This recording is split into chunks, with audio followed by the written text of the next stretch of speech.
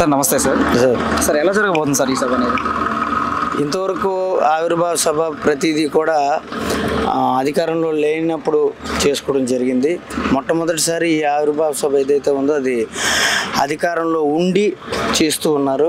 ముఖ్యంగా పవన్ కళ్యాణ్ గారి మోటివ్ ఏంటంటే సభలు చేసుకోవడం ఒక ఎత్తు అయితే, సభకు వచ్చిన జనాలు తిరిగి సురక్షితంగా వాళ్ళ తాలూకా ఇంట్లోకి వెళ్ళాలనేది ఆయన తాలూకా మెయిన్ మోటో. ఆయన కోరుకునేది కూడా అందరూ మంచి కోరుకునే వ్యక్తిత్వం ఉన్న వ్యక్తి. అటువంటి వ్యక్తి అడుగుజాడల్లో మేము అందరం నడుస్తున్నందుకు చాలా సంతోషంగా ఉంది.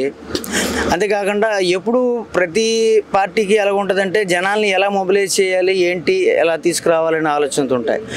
మా పార్టీ దగ్గరికి వచ్చేసరికి పిలుపునివ్వగానే తొండలుగా వాళ్ళంతా వాళ్ళే వాళ్ళ తాలూకా వెహికల్స్లోని వచ్చేసే ఏర్పాట్లు చేస్తూ ఉంటారు. సో దానికి తగ్గట్టుగానే మరి ఈ ఏర్పాట్ల విషయాల్లోని ఈ వెహికల్స్ కానీ బస్సులు కానీ లేకపోతే కార్లు కానీ ఎవరు ఎలా వస్తున్నారు ఏంటి అనేది వివరాలు తెలుసుకోవడం అనేది మాకు లాజిస్టిక్స్ కమిటీలోని మమ్మల్ని వేయడం జరిగింది. ఇవన్నీ కూడా ఇంకా అన్నీ స్టార్ట్ చేస్తున్నాము. ఎవరెవరు ఎక్కడెక్కడి నుంచి ఏ విధంగా వస్తారో ఏంటి అనేది తెలుసుకుంటున్నాము.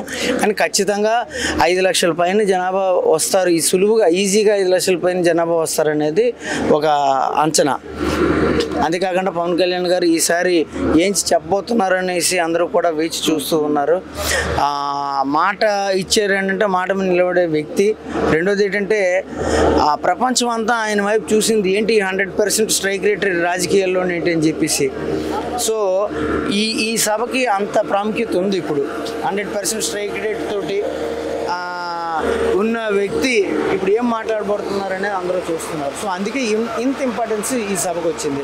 హోలీ రోజు ఖచ్చితంగా హోలీ వాతావరణం నెలకొంటుందని మేము ఆశిస్తున్నాం. Thank you sir.